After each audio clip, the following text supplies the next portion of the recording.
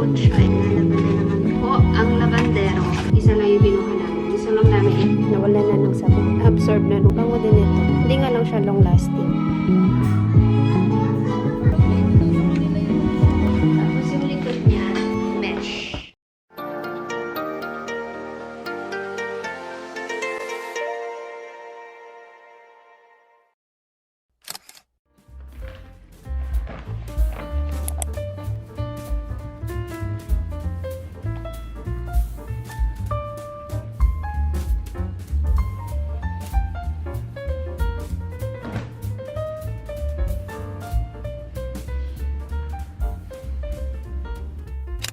Prepare tayo ng ating lunch. Lunch namin today is sardinas. And lalagyan ko siya ng repolyo tapos sotanghon. Kagabi kasi meat yung kinain namin. Tsaka para maubos na rin yung gulay namin dyan sa ref. Para makabili na tayo ng bago. Gusto ko ng mga saluyot, ganun. Tagal na namin hindi nag-uulam eh. So, actually, ito na lang naman. Tapos, carrots. Yung nasa ref. So, yan. Ito na yung ating lulutuin for today. Ano ko lang siya. Chop-chop lang natin yan. No specific shape. Ito yung flat na cabbage. Ano to? Mas malambot siya i-slice na ganyan. Tsaka parang wala siya nung matigas na part dun sa repolyo natin na pabilog. So, ito parang, ay hindi, meron naman, pero hindi siya yung kasing tigas nung, yun nga, yung mga bilog na repolyo. Tsaka parang mas mura tong flat cabbage. Dito ha, compared dun sa isa. So, ito na yung kinuha ko muna.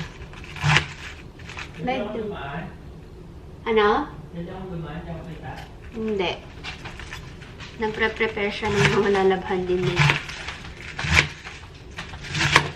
Naglalaban na naman po ang labandero. Baka ang daming lalabhan eh. Para maka-start na, makapagpatuyo na. Hindi kasi pwedeng isang labahan lang kasi walang pagsasantalan.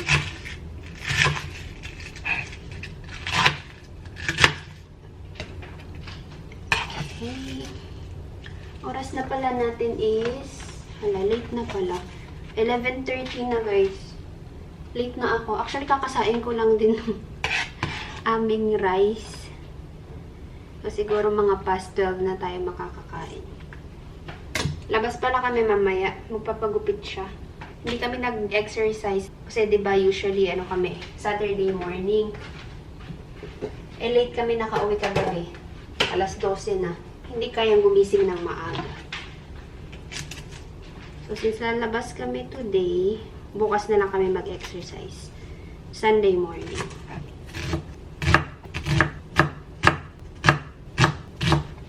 Tignan nyo itong aming onion. Tumutubo na naman siya. Lapit na namang magkaroon ng dito. Anyway, kailangan ko ng bawang. Sarap, madaming bawang sa sardinas. Baby, you.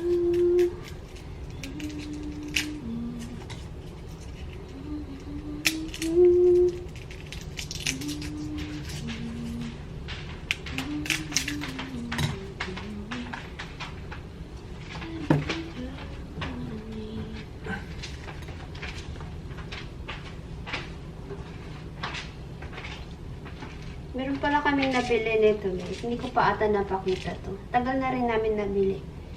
Downy Stoppables. Ano siya? Parang pampaboost nung Fabcon. Ang bango nito. Downy na green, blue-green. In-wash scent booster. Nabili namin ito sa Carrefour. Parang last month pa ata to. Yung madami tayong nabiling hipon. Last month pa nga. Oo, parang last month. Hindi ata ako nag-vlog nun eh. Pero ito, in fairness naman, nakakaano talaga siya. compared kung Fabcon lang ilalagay mo. Ito mas magiging malakas yung amoy. Malakas yung amoy. Basta nabuboost niya yung scent ng mga damit. Medyo pricey nga lang siya. So, isa lang yung kinuha namin. Gusto lang namin i-try yun. And okay din naman. Bibili tayo mas malaking pag... Okay. Ano, boss? At pag nag-sale. Madalas yung mga sale yung kinukuha namin eh.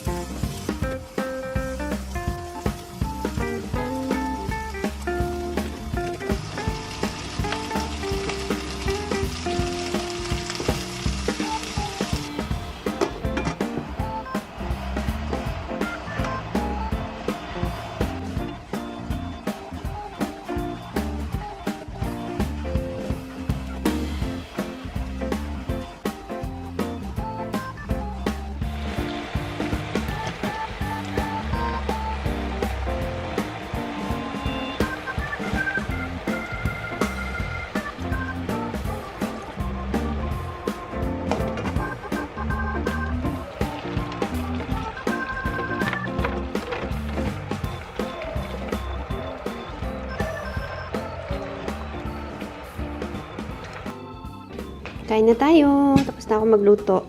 Sakto. Ay, hindi. Lampas na pala. 12:10 na.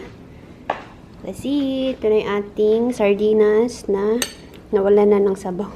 Na-absorb na ng sotanghon. Anyway, kain.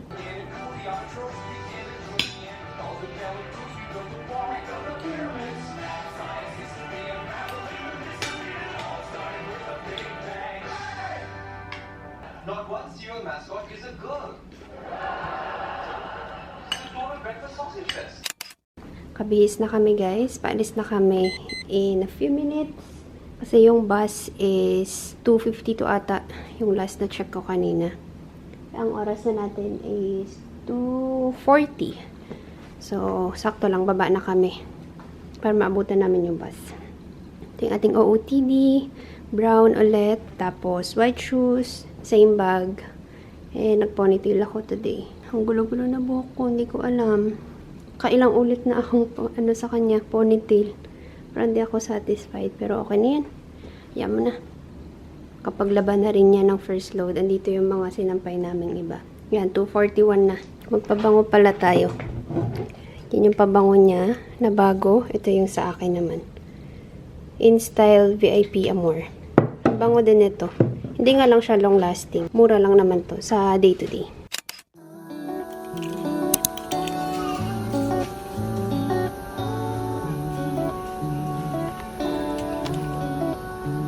I know what you've been through, I know what you like, I know you about it, When we turn off the lights, that's right. I know that you want me, Oh, I ain't no fool, We've been going at it, for a minute or two, Darling, you got the sweetest heart, and I don't want it to break. That frown on your face got me hurting. It's too late. Spring brings flowers, but they all dried up. They remind me of what once was. I'm talking us, me and you and I. It's been a ride, I'm tired. Like Nick Cannon and Mariah. Been riding out. Dito na kami sa IKEA guys. Hindi na ako naka-vlog. Daming tao na din. Just busy mag-check ng mga gamit. Dumaan lang kami IKEA para dito. Yung ilalagay sa closet. And then, may naka-sale na duvet. Light warm.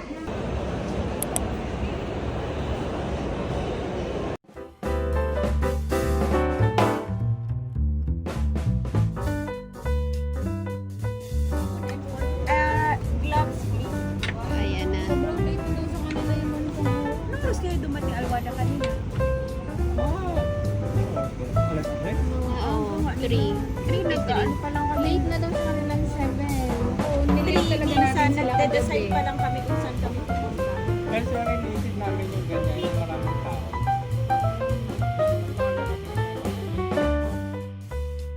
Tapos na kami kumain, guys. Naghiwa-hiwalay na kami nila Jonah. Bumalik pa silang mall eh. Kami uwi na kami. Dito kami sa bus stop. Naantay lang namin. May bagong duvet.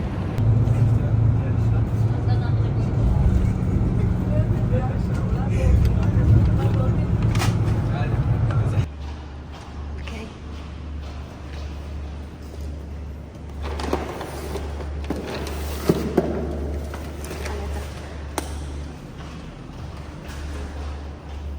Hello, bahay na kami guys. Kanina pa actually. 9:17 na. Siguro mga mag-iisang oras na. Haul lang natin yung mga nabili natin today. Ito, unahin ko kasi lalabhan niya na to. Galing kaming IKEA kanina. Nakapag-vlog lang ako, konti lang. Kasi ang daming tao din sa Alwada. Katapusan. Tapos, malapit na mag-Halloween. Meron yung mga iba doon nag-check ng mga pang-Halloween costume, ganyan. So, ayun. Daming tao. Tapos, daming mga sale. Daming mga Pinoy doon. Bumibili din yun ng mga pangpasalubong, ganyan. Kasi malapit na nga ang December. Madami din mag-uuwian. Basta sobrang busy sa mall ngayon. Anyway, ayan. Nag-check lang kami. Tapos meron kami nakitang ganito. Kasi, balak namin palitan yung aming duvet.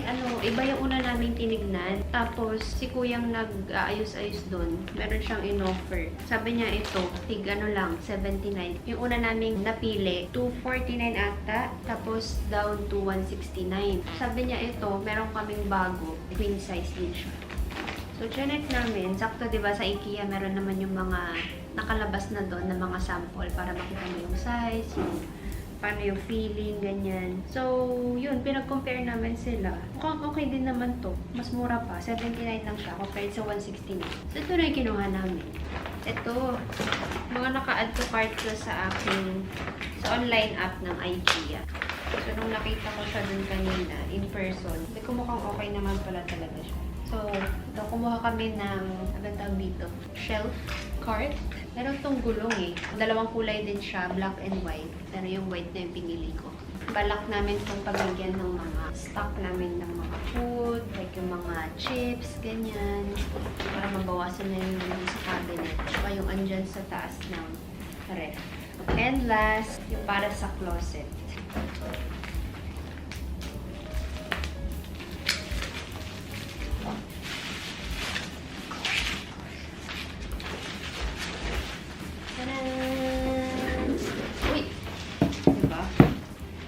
Siya. 1, 2, 3, 4 layers yung malalaki. And then sa ilalim, may dalawa na medyo mas maliit. Pang undies, ganyan, socks. Tapos yung likod niya, mesh. Para mas maayos na namin yung mga damit namin. Ang hirap na eh. Sobrang taas na niya. So, nahuhulog na minsan. Ito, lalagay mo lang siya dun sa rod. Uy, ito na yung Nakapag-ilamos ka na? Nag-order siya ng kanyang Neutrogena na facial wash. And dinaanan niya kanina sa baba. Sa noon locker, bago kami umakyat.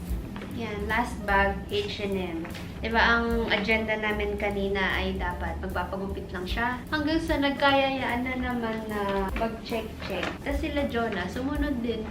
Sakto, meron ding H&M dun sa Alwada. Diba, kagabi, galing din kami H&M.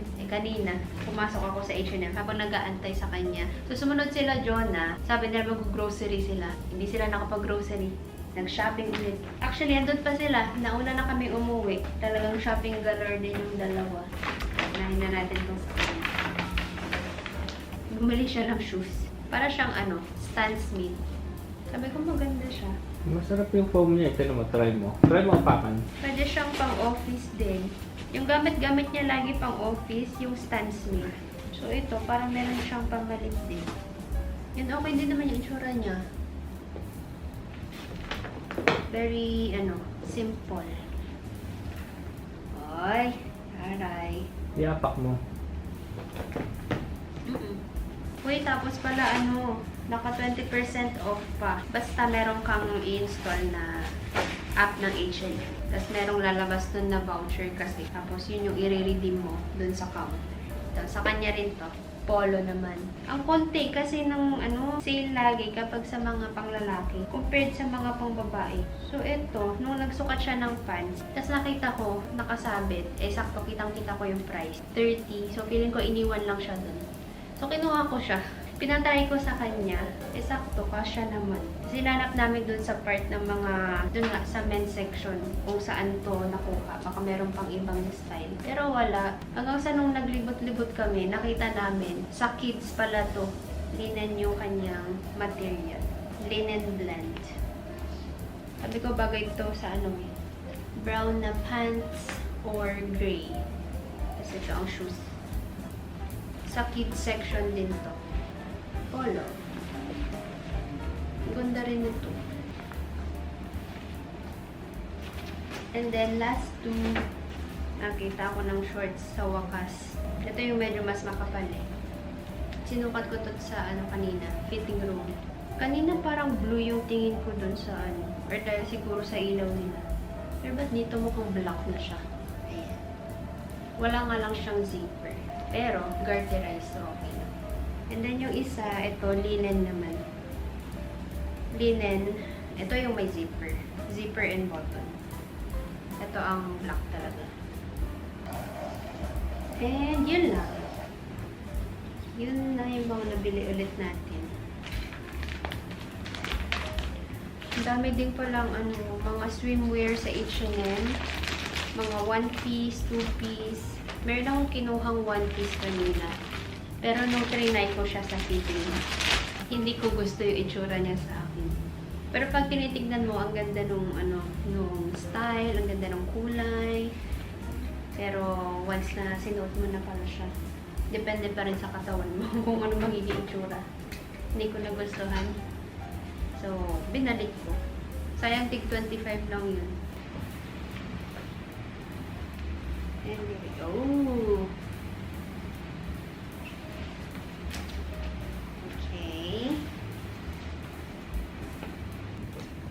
Yan na yan.